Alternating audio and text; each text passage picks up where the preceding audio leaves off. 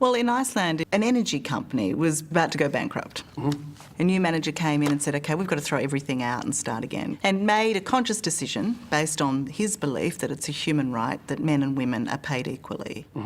And so went out of his way to make the workforce within that company 50-50 as much as he could in terms of men and women being represented. So we're talking about engineers, we're talking about tradespeople, we're talking about in workshops, we're talking at the managerial level. If you hire 50% women engineers and 50% male engineers, then the women engineers are less qualified because the pool of engineers is lower among women. So you can't hire 50% women engineers without producing a decrement in the quality of the engineers because the selection pool is too small. You can't do that on a large scale. You might be able to do that in one company. Yeah, and they certainly argue that it's not tokenism and they're not hiring second-rate women.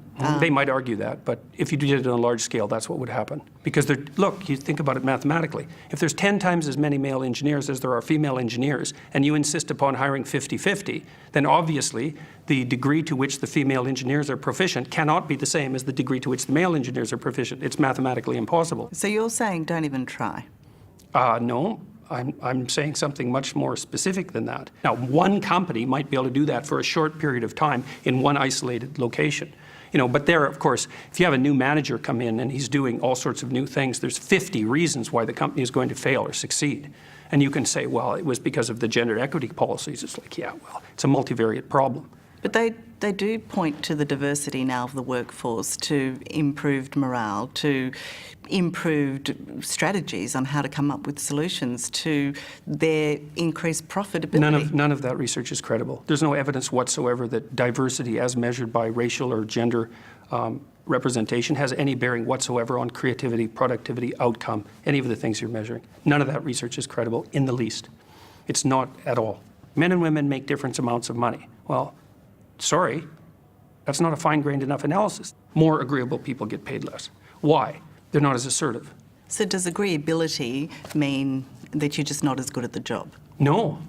So shouldn't... It depends on the job, I would say. Yeah.